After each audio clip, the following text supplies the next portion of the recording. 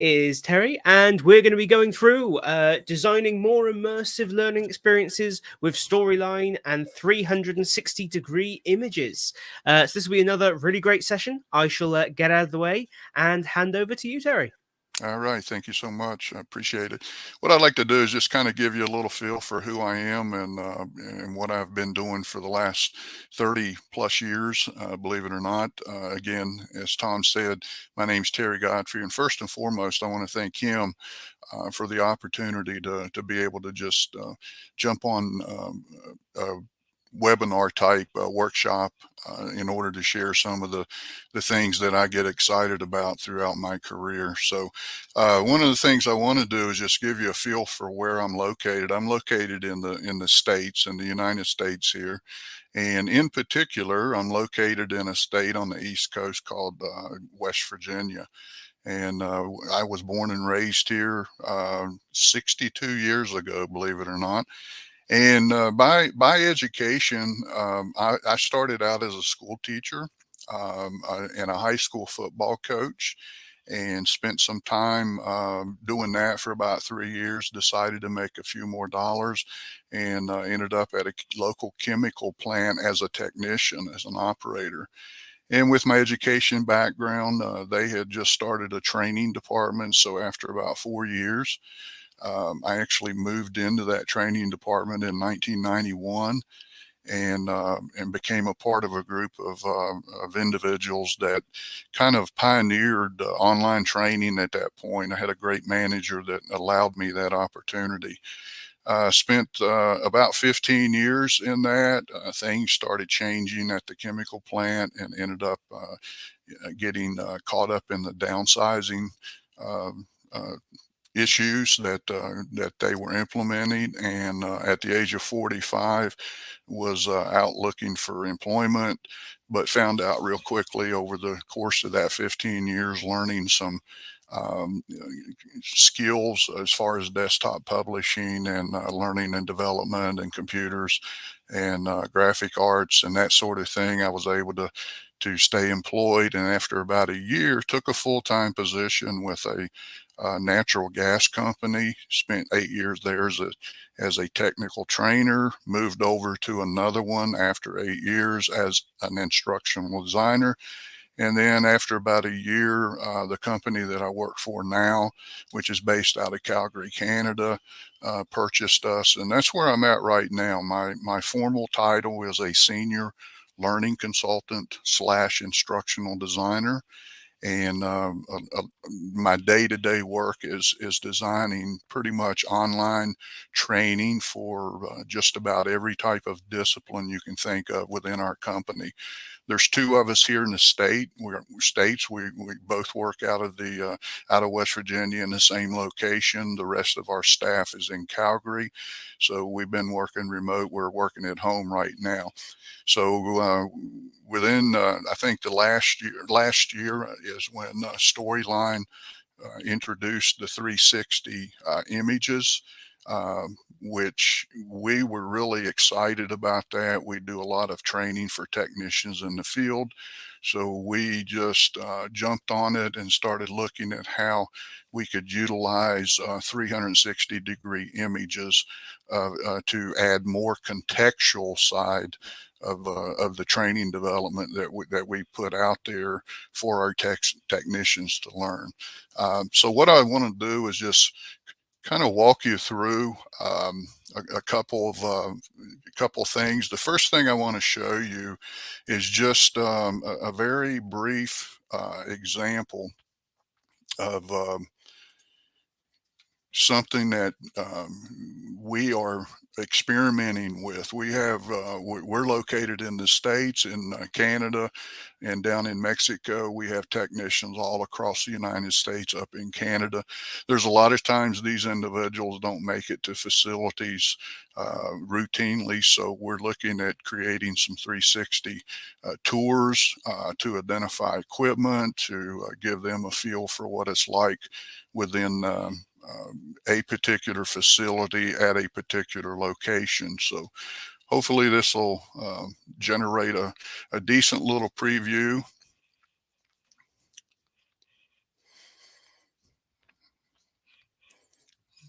Okay, so far so good. This is what we call a compressor station. It's located, probably about 30 or 40 miles from where I'm located. So I just want to go through this so you can see what we're going to talk about. We're going to talk about adding text, talking about adding hotspots, uh, icons, video, etc. So you can see through this right here, this is a 360 image. It was taken with a camera that I purchased for about $150. It's called a Rise 360. The nickname of it is the Penguin. So when you create this, as you can see, this particular title here is overlaid on top of the 360. So anytime you're working with 360 images, you're in storyline, and we'll go through that here in a little bit. And you drop that on a slide or on a page, and then if you add stuff without going into the 360 image, it's going to be setting on top of that and not actually moving with the image itself. There's ways of adding content to that image. I think Kath Ellis does a tutorial out there utilizing Photoshop to do that you can check out. But as you see here, you can click this. This is a hotspot. It does have a little hot tip there. It says, let's go inside to sign in. So we just click here. And as we go in, this is the inside of the office. You can create just instructions here. And again, this is far from being complete, but I just wanted to give you a feel for this. This is just a image that you can have located.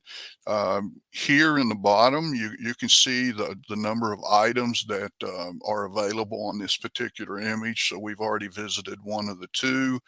So you can kind of scan around, and in this case, we have a door here, and if you roll your mouse over it and click on it, it says we're going to go back outside. And when we get back outside, we have a couple of icons here. This one is just to remind the individuals that you need safety equipment before you proceed. So we just want to start going out into the facility. And again, it's pretty much whatever your imagination and the creativity. There's quite a bit of planning involved with this, especially when you're shooting the photographs. So you have a couple of pulsating icons here. This one here is pointing at this piece of equipment or equipment that's a part of the process. In this case, it's what's called natural gas separators. So this gives them an example of how each one of those are set up. This one here is just going to take us a little further deeper into the facility, the compressor station. Again, all of these pictures are 360. One thing I want to point out is when this was taken, I used a regular tripod that had a handle on it, and so that's not a really good one to be using. They actually since then have purchased what's called I think a monopod, I think is the name of it. It's a lot thinner, and this can be taken out of this through Photoshop, and also use a program called Affinity Photo, which I find it to be a little easier than Photoshop. So you will see this throughout. And in this case, when you move around, we have another hotspot here, identifying this as being what's called a fin fan cooler system. And I'm hoping you can see the educational value here that this will, especially in our situation, to where we want to add some context to what we're teaching them online. So we'll keep moving on. We'll get a little deeper into the facility. Um,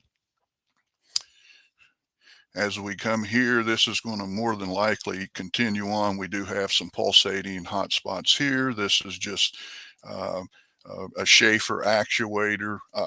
They recently added the capability to put a button, and this button will actually take us outside. Now, if I click on it, it's going to tell me that this is not active while we're previewing, but it does take you to a particular site. You can then close it and actually return to this location. This is what's called a pig launcher. You can add text. If the text overflows, you do have a scroll bar. In this case, we do have a video that's actually showing up. I won't play the whole thing, but as you can see, you can do a lot of different things here with what's taken place with the 360 images. Sometimes you may just have an arrow that just lets them know that we're going to go somewhere. And it's always good to look down here to see how many items that you have. The great thing is we just came from this area right here. So we will go inside this building here. And this is what's called the turbine building. This is actually a natural gas turbine right here. It's used to move gas as well. So there's some information that we can click on. I kind of added a bunch of stuff here. In this case, one, you can learn more. Again, it's not going to work because we're in preview. You can add an audio file. You can add the text. You don't have to include it. Or you can add a graphic, and when you click on the graphic, it actually expands. The great thing about this, and I don't know if you'll be able to hear the audio, Both is piston engines the and gas audio turbine engines are plays internal while you're combustion looking engines. and They have a as he's similar walking cycle of through operation this. that consists of induction, compression, combustion, expansion, and exhaust. In a piston engine, each of these events. So that, that's another one. This is another video for the turbine, and it actually opens up.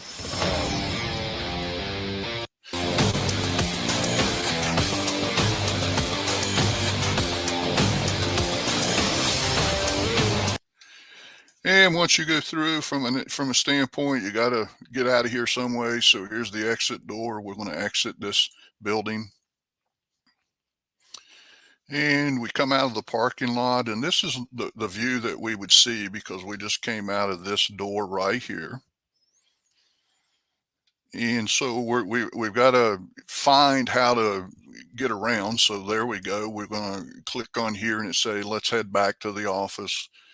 And it's just a little bit of a journey. So we will continue, and we're back at the office. We started right here. And if you take this and roll it around, you will actually see that we journeyed out into this facility right here. All right, gives you an idea. So what I want to do now is I actually want to go in and talk about some of the items about that we added. So I just duplicated this particular example, took out all of the links, all of the icons, all of the hotspots. We may have time, we may not. There's some things that I want to try to do if we do have time. So the first thing that I want to do is we'll get this in the editing mode. So if you're familiar with Storyline, it's based on different slide pages. One of the things that I recommend, and then through my experience and others, is when we're working with the 360 images and you open that initial slide up, is to go ahead and set up your player how you want it to be. And so we actually go in and the design side of it, as far as the slide size, the ideal size is the 16:9 ratio. And the other thing, as far as the player, there's some things that I do there. And again, it's just my personal preference. Okay. It's kind of crazy. I'm seeing it on one slide, but not seeing it on the other. There we go. Here we go. Let me get this back over here. All right, so here, the first thing that I do is I go in and make sure it's in a modern player style. I go ahead and click on the color. One of the things that Storyline has done here recently is you can have a dark or you can have a light. I prefer the light. You can change all the fonts, all of the formatting, colors, etc. And then the navigation, I like to use the icon in the text down here in the right hand corner. So that's one of the first things that I actually do. And one of the other things that I do is I unclick the menu. I think it defaults to that, and I unclick resources. I take off the title. I start with the volume, caption, accessibility control, all of that, just kind of clean slate. Now, what you can do, and we do quite frequently, is you can go back in and modify and update each individual slide how you want it to be. So if there's audio, you can go in and add the volume. You can add the accessibility controls throughout. Um, One of the things that some people may prefer to do is to add the menu and keep it there and title this accordingly. So that's one of the first things that I do. The other thing is obviously organizing your pictures and your slides in the order that you want. So the only one that's blank in this one right here from the example is the very first one. So I just want to show you how we get started with that. So on the first slide, you just go up and you hit insert, and you come over and it has a tab icon called 360 images.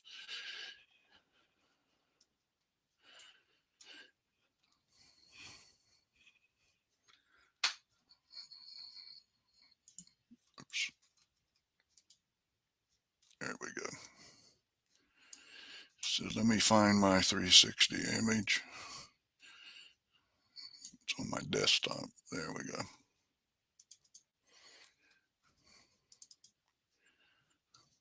And we'll put this one in here.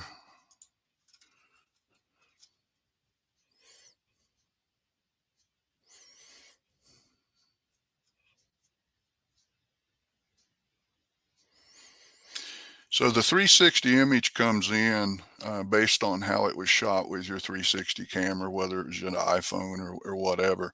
If you grab this, you can actually make it as large as you want, as small as you want. So it's not necessarily in line with the page size.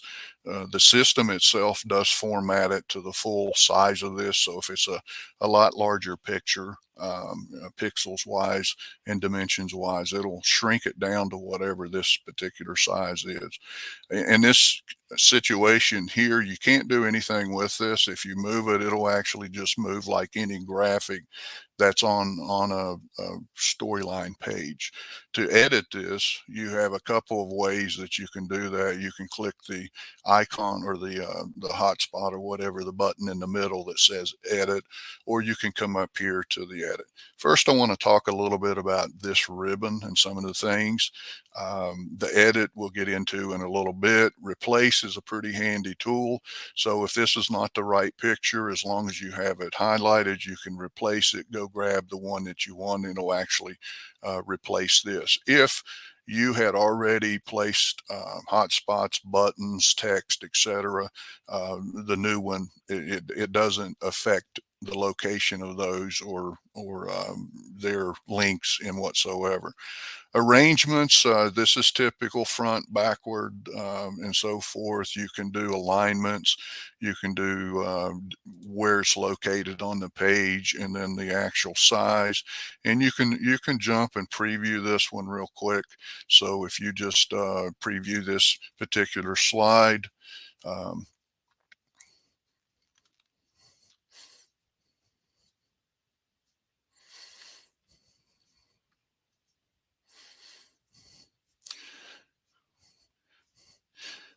So it will come in from a preview standpoint from the way that the picture was taken. So in this case right here, this is not necessarily the view that I want. Now we can move it around, but we're still not in the editing mode. We're just previewing it.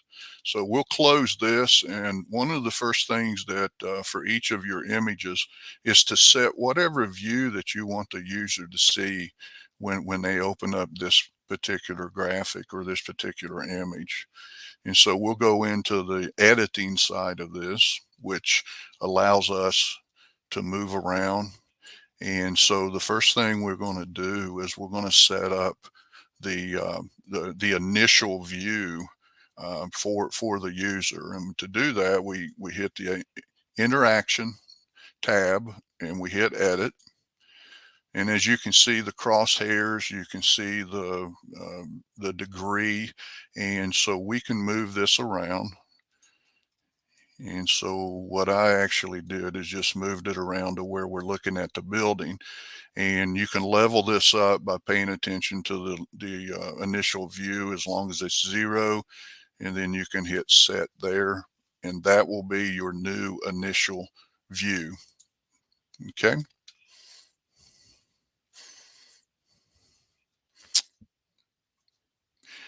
To save this, you can hit a little down arrow there and close it and not save it, or you can just hit click the button and it'll actually save for you. All right. So now that we have our initial view, as you can see here, we want to start adding a few things to it. So the first thing, we'll go back in, we'll hit edit. And as you notice, we don't have any markers or hotspots. So we'll worry about the title here in a second. So we want to put a hotspot around this door. So to do that, you use this tab up here, hotspot. There's a number of ways you can actually draw just a square. To get rid of it, you can just highlight it and hit delete. Or you can actually draw, whoops, there we go.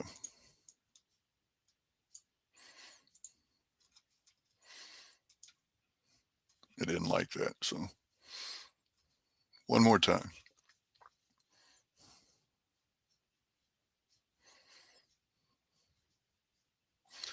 And again, with the hotspot, we can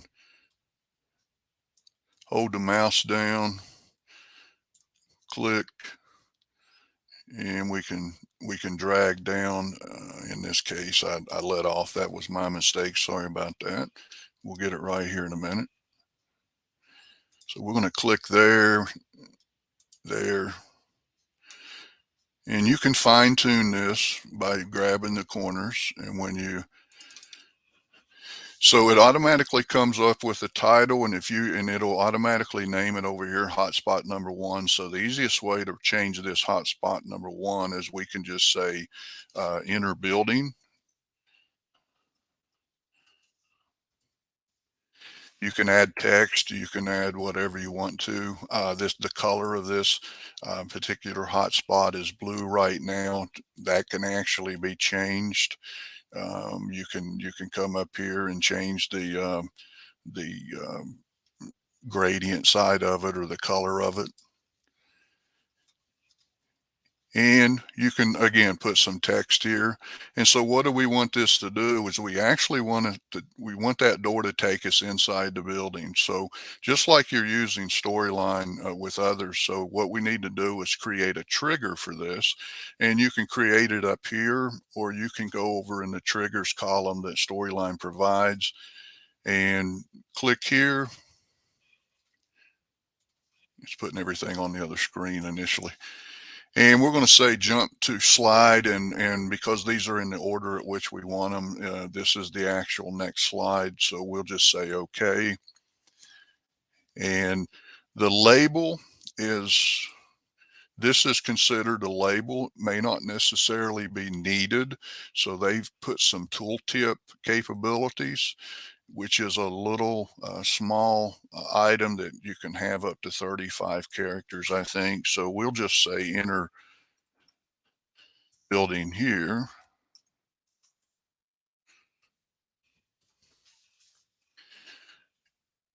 And we will remove the tooltip, all right? Or I mean, remove the label.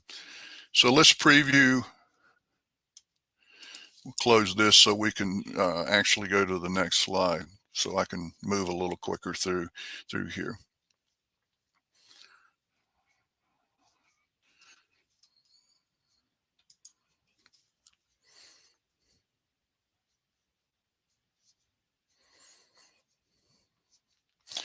There is an awful lot to not necessarily learn, but to explore within the 360s.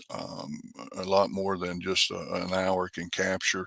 What I'm trying to do is just to give you a taste of the capability and, you know, what are some of the things that actually can be done with this particular program.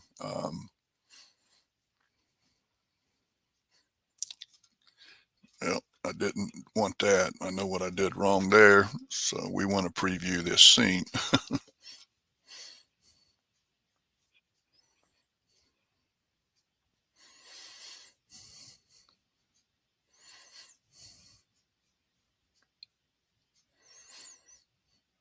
So it's going to open up here. You can see the pulsating hotspot. When we click here, it should take us inside the building. And we're inside the building. So the thing you've got to get used to, or we have to get used to, is going in and out when it comes to the different buttons, the testing of the items. Again, this is the view that the camera took.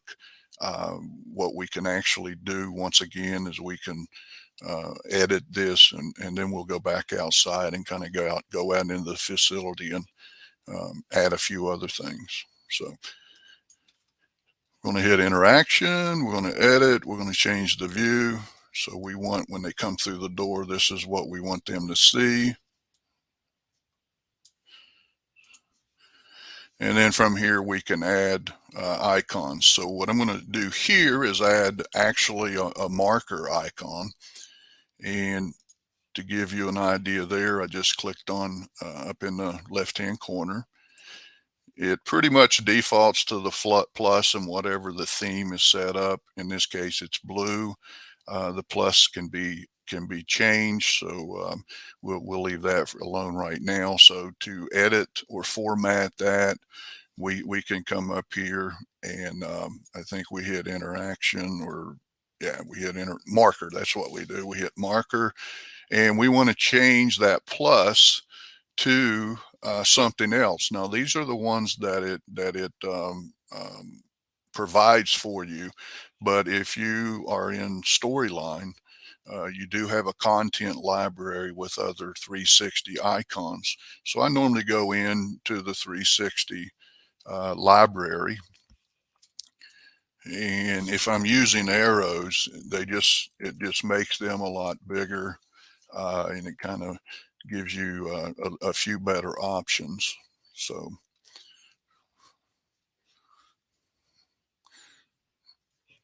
I'll just grab one of these.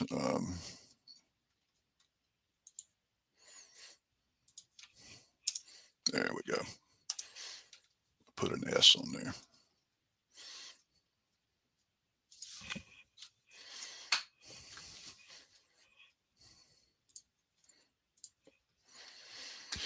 So you can see there, in this case, we can put a body, text body. We can add a graphic. We'll do that here in a second when we get out in the facility with some of the equipment. We can put instructions. We can put a button. In order to put the button, we can change the color of this to any color that we like. And again, we can add triggers to this to take us elsewhere. The label, once again, we can add a button here that allows that to take us elsewhere. We can add a video. anything just about that you want. And again, these are not sets. You can always go back and change those. So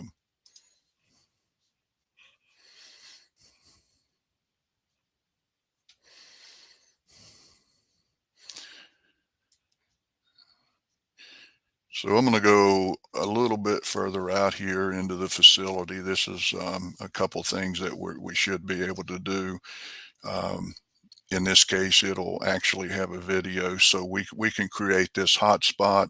Once again, we're going to edit the file.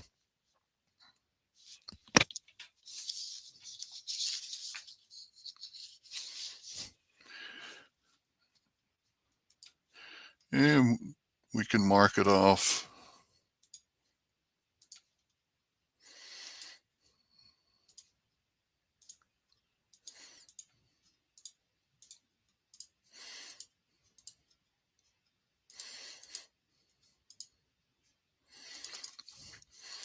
So that's the color there is blue. So when we look at the interaction there, so if we see that, let's say we would rather have it to be red. So we can actually do that as well. We can add a title here. So this is what's called a pig launcher. And with that, we're going to add a video.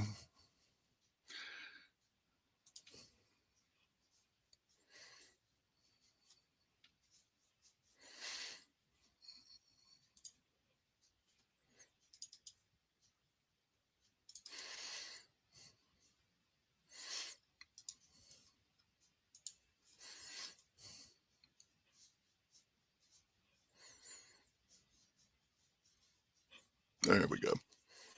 And you could put a little description right here. One of the things that you will notice in here, if you add a video, you can't add audio. You can see it's grayed out up here.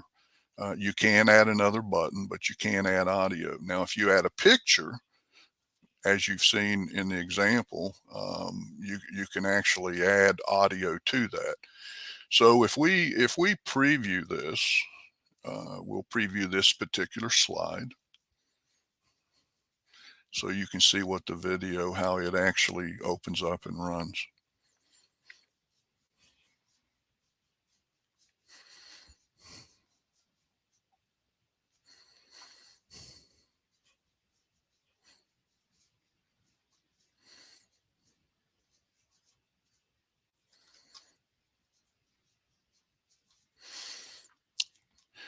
So if we click here, video there, expands.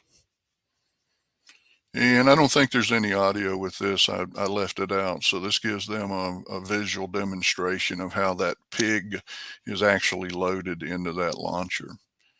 So hopefully you can see the benefits of and the capabilities of what can be accomplished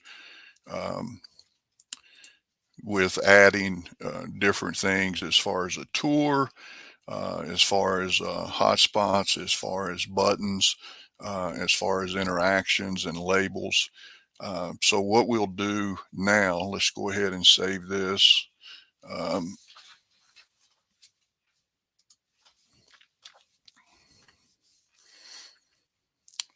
So we'll go to another one here, a nice clean one. So if you're familiar with Storyline, one of the great things about Storyline is on a single page, you can have multiple layers.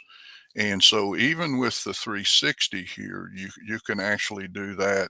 And that is the benefit of not having to go in and edit this 360 image, is you can actually use the layer to do something on top of this, and still it be active, and then close it. So over here, we will create a new layer, and I won't name it, but you can actually name it. So in this case, we're seeing the 360 image underneath it. If you double click the layer, you can do a number of different things here. You can actually prevent the user from just like in a storyline course or a module, you can prevent the user from clicking on the base layer. You can pause the timeline, etc. So we will leave that active for right now. So here, and I'm just going to throw a couple things in there, nothing in particular, a couple shapes. And we'll add this shape right here, and we'll pretend this is a picture and a graphic. So what we need to do is we need to close this layer once we view it. And the easiest way to do that is to insert. Normally, I just normally use a shape, and we bring it down a little bit.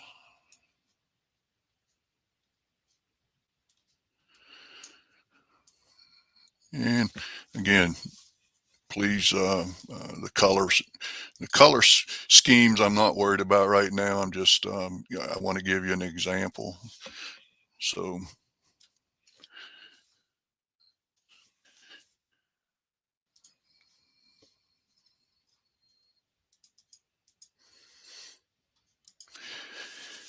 it's always good to, once you build this or this X, to kind of, you need to go ahead and give it a trigger, and the trigger is over here. It's going to not jump to a slide. It's going to hide this layer. And the great thing with Storyline is it recognizes this particular layer, so there's not a lot of things you have to do here. So now we have our layer. We have, this could be a test question. It could be a additional video. It can be a graphic. It could be anything that you would want it to be. So we'll go back to our base layer, and what we will do is click on the graphic. We'll hit options, and we're going to edit the 360.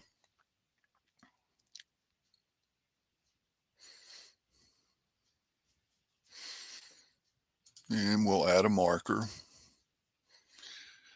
and we will go ahead and just take off the we'll take off the layer for right now.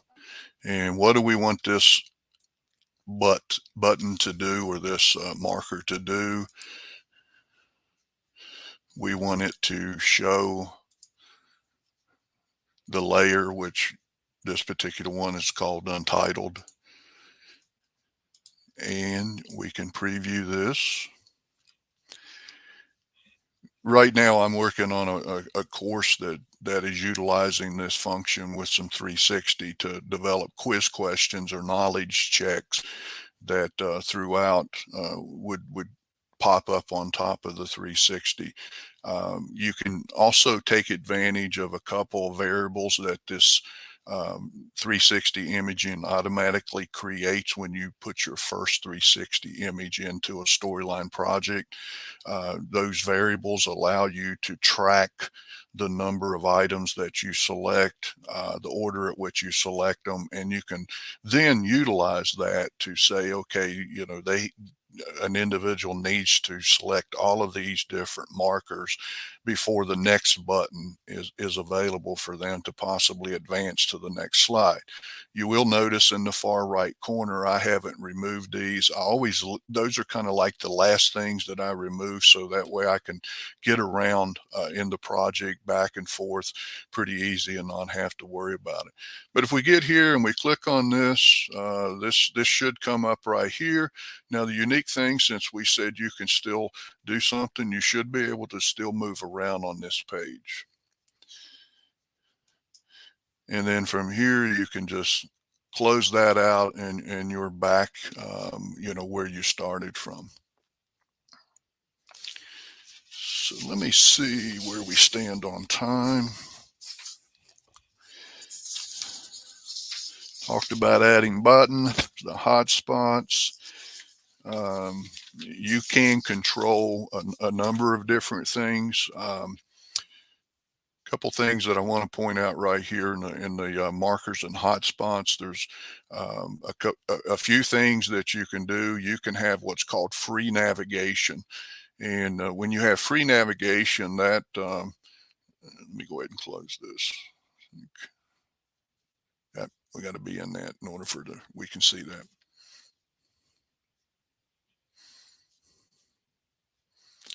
So free navigation allows you to just show up on the page, move around, go around, and find, you know, whatever you want, and it's free. You're not locked down. Guided puts you in a mode to where the very first icon that you create or identify is the icon that that you will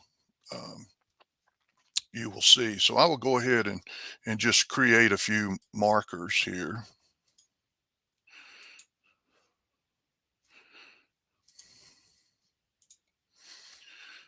And we'll put this one here. We'll put this one here. And we'll see what this does.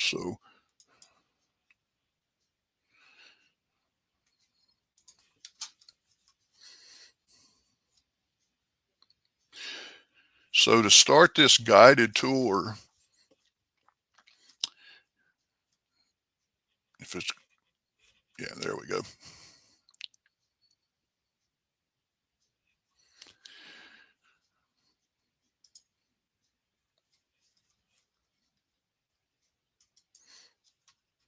Yep. I don't know why that did that.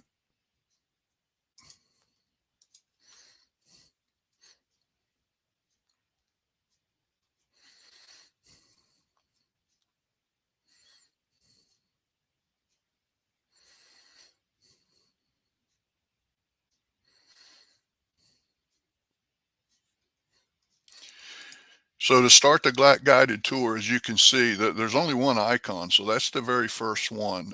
Where we are going to be able to utilize this is there's an order at which you start up, say, a compressor. So there's a step 1, step 2, step 3, and we would want them to go from one to the other. So once you activate this, then you can use the arrows down here, which takes you to the second one, and then takes you through the third one. So another great feature, which to get rid of these, you can just click on them. And I'll get rid of this one as well.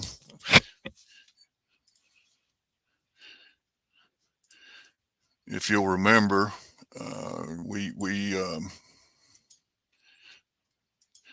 we'll take off the label. So we want to change, instead of a plus, up in the right hand corner here, this 1, 2, 3 is a sequence. So once you identify this one as 1, any other markers thereafter will keep the numbers in order. And again, this plays a really good part in what we do in the industry that we work in, because there's, you know, step 1 and step 2 in particular procedures. So as you can see there, so now when I do another marker, it should be number 2 and number 3, so forth. All right.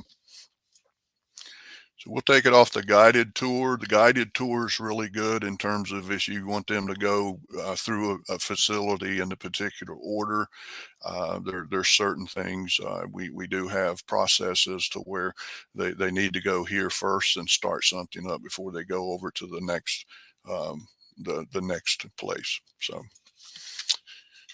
okay, let me look through, see what my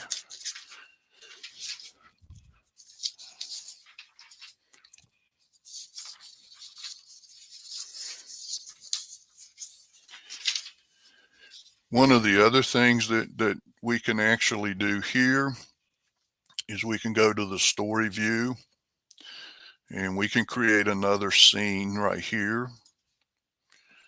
And we're going to call this a light box.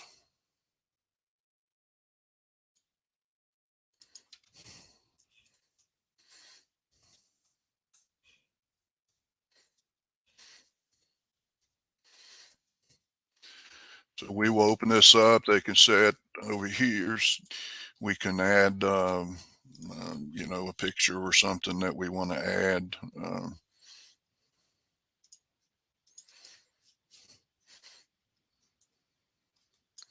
The great thing about a light box is it does all the formatting for you. I know that's awful blurry, but we'll just leave it as is. So we're back to the story view, so we don't necessarily need that up and running. We do want right here. So we want to light box that slide, that particular slide on this graphic, on this 360. So we edit here.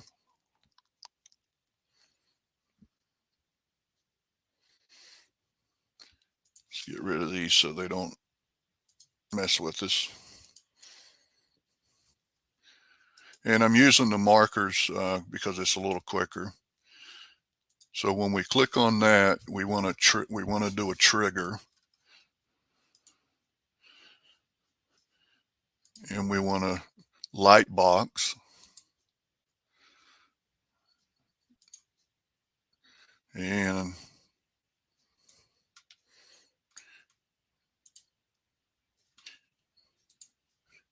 so if you're not familiar with what a light box does, you will be here in just a second. So I think I have to save this and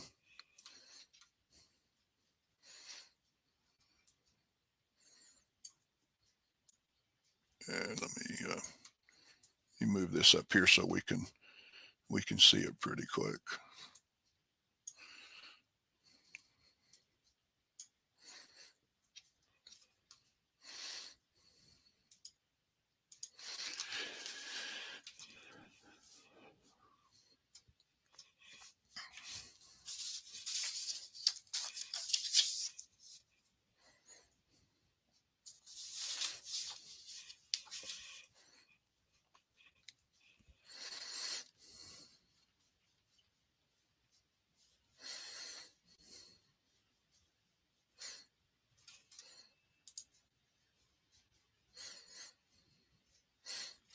So when we click this, the light box will come up. Well, obviously it doesn't.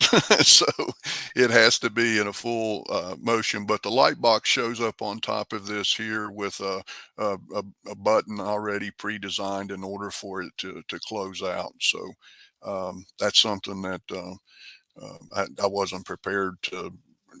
I thought it would actually operate this way. So couple things I want to just touch base on before we close is that one of the things that you can actually do is add accessibility to this. So there's the capability to create what's called alternate text for the media and the buttons. You can also do keyboard navigation, and it does support a screen reader, which is in today's day and age is very important. Couple closing comments so we can have just a few minutes to take a few questions.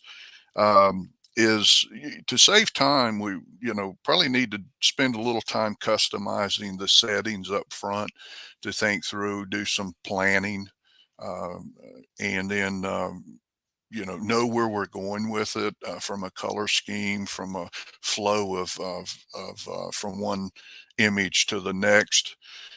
We need to use images that capture every angle, and what I mean by that is from a 360. Google Maps out there, you can actually create a 360. It doesn't do very well lining things up. So the last thing you want is to use images that are not of quality. And to do that, there are some iPhones that allow you to take 360 photographs. There's some different cameras out there. I have like a Rise 360, which is RIZE. And then I just purchased one, what's called an Insta X2. The one that I've used most frequently is my own personal iPhone, and purchased a little carousel that your real estate agents use on tripods.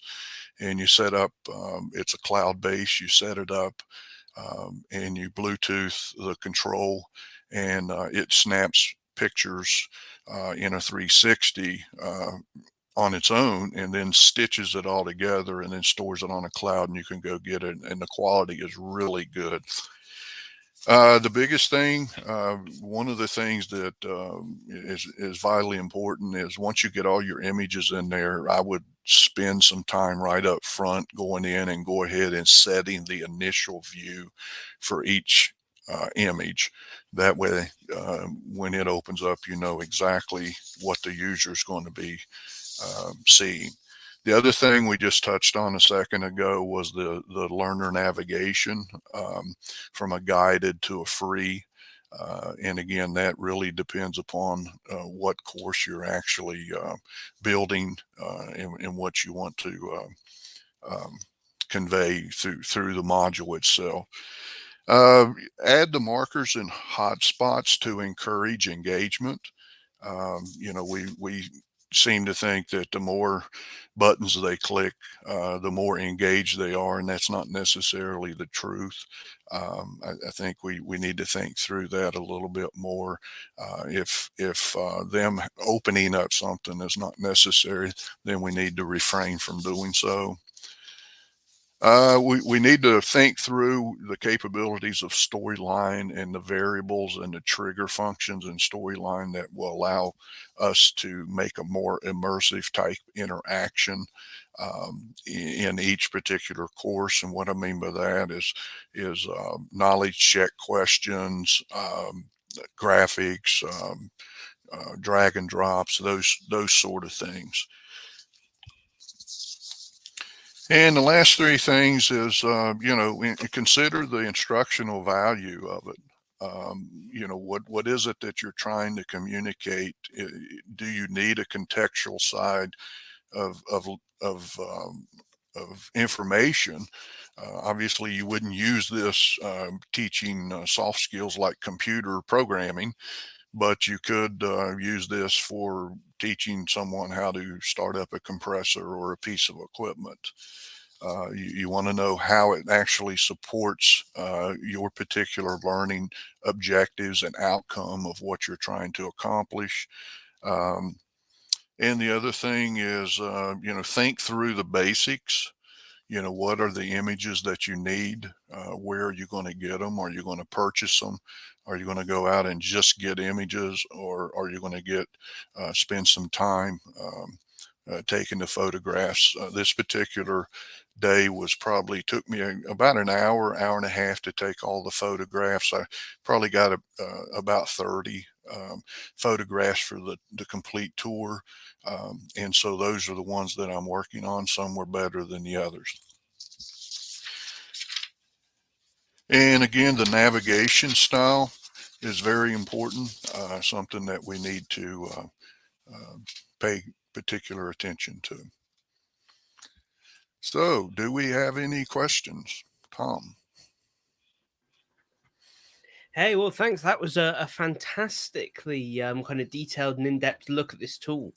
So I certainly found that really interesting, because it's something that I played around with it when it first came out. I must admit, I've not really gone back to it much since.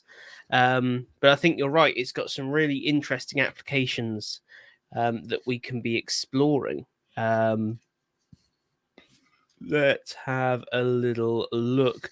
Here we go. I know Jonathan was looking at whether or not we can include audio in it, and he's just maybe if we had it on a secondary layer with audio running on the base layer underneath, that's another layer that we could add to it, actually. So I think I was saying that would be interesting. That'll be some homework for me tonight to go and see if I can do that. Me too. Yeah, I'm the same way. Cool. Can you get around to no audio on a video slide? Yeah, good deal. Yeah, by putting it on a layer, yes.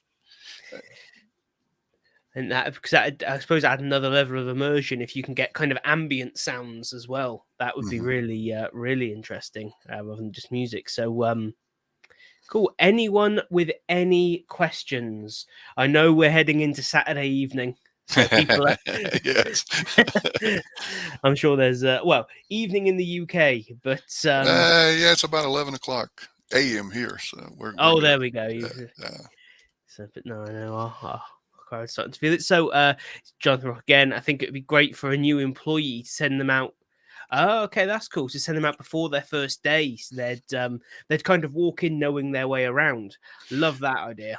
Yeah, Yeah. we have engineers, we have subject matter experts, we have all these personnel that's up in Calgary, Canada, that's never been in any of our facilities here Mm. on the East Coast, and so it would be really great. And this publishes very well through Storyline in our LMS. We're getting ready to roll over into Workday.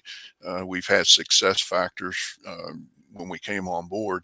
So I have tested it out. It works really good. One thing that I would like to mention is you can create just 1 or 2 slides in Storyline and then pull this into Rise as a storyline block. So this can actually be utilized in Rise itself. I like Rise from a standpoint of very agile type creating of courses. But Storyline is, you can do so much more with it. So I think especially with things like an onboarding piece, like a day one yes. induction, you revise it so often. I think Hmm. building it in Storyline, you set yourself up for an awful lot of work every time someone changes some tiny little thing. Hmm. So I think Rise is fantastic for that. Well, the great thing about it, well, Storyline doesn't accommodate video yet. I'm sure they're working on it. So we are experimenting with going into, say, what's called a measurement metering station, and just setting up the camera in the middle of that station and taking one photograph. And so what that can then be utilized as a teaching tool for all of the equipment in that particular facility can then be seen in a 360, and we can add whatever we need to teach new hires in that facility and them not even be there. So that's where we're seeing it's really opened our eyes in this industry. I'm a Mm. very blue collar type learning instructional designer and love working with technicians and finding out what do they have in mind as well. Absolutely. This is quite interesting. So Mohammed said, thanks, great presentation. Thank you. I think this kind of content is better for superficial learning and not for deep learning. What's your opinion? Yeah, I mean, any type of online training, I think is, I don't know if the word is superficial that I would actually use, but I think in the situations that we deal with our technicians, we got to get the tools in their hand. I mean, they've got to go out. And that particular example I gave you with that pig launcher, they can look at all of the theory and the basics and the pieces of equipment, but until they actually go out and they find out that it's got 1,000 pounds worth of pressure on that end piece before they open it up. Mm. So I totally agree with you. Yes, we're looking at it from an introductory, not necessarily a qualification. So we're not trying to keep people out of the field into on a computer in order to really gain the experience. So good question though. So And I think totally, I think you're exactly right. That's really the role of digital. I yes, don't think no one's ever going to do any form of e-learning and then go, I now actually have this skill. You've got to do it. right. It's only ever going to be that first step or maybe some supporting steps in being able to do it.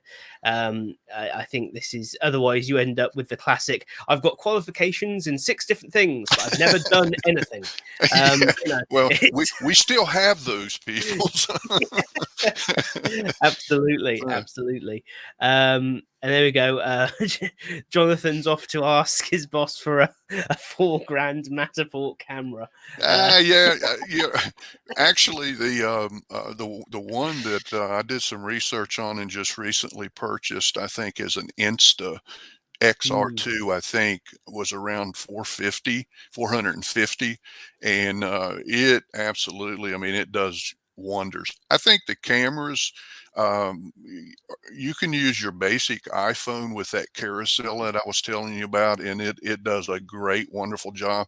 Everything I read is don't invest a lot of money up front. Find a really decent camera, and that's what I did in that Rise. It was about mm. $140, and it piqued my interest. Is the quality where we want it to be? No, So another thing is the software. Now I know Storyline is allowing us, and that's the Articulate Suite is what we use in our corporation.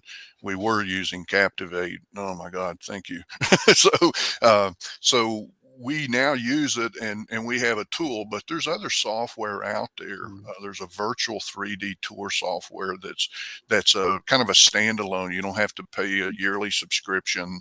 It is about I want to say about $400, but it is fantastic. You can build courses. You can track the people walking in videos with headers, and so I think the software plays a big part as well. And again, time. You know, we work in an industry that expects us to have courses built the day before when they're due. I mean, you know, they request them one day, and it's like, when do you need this? Well, I needed it last week. So, you know, we do the best. Fortunately, I work with a good company, and I'm in the last 1/3 of my life and career, which I'm having a blast. Been a lifelong learner. Don't feel I'm going to slow down any. And so I kind of reach out. This is the first time I've ever done anything of this capacity outside the company, you know. So again, thank you, Tom, for creating an event like this that allows those of us that just want to kind of jump out there and stretch themselves a little bit. So. No, well, thank you so much. I think this was excellent. We've just hit our time, so thank you again. Thank you. If there are any more questions, do reach out. We'll obviously try and answer them in chat and after the fact. But yep, thanks again, and we shall see you for the next session. We have a little bit of a break now. The next session is at 5 p.m. UK time, and we have Kevin Siegel with us, looking at from PowerPoint to e-learning in minutes. So this will be an interesting session, looking at another tool we can use. Thanks again, and we'll see you later. Thank you.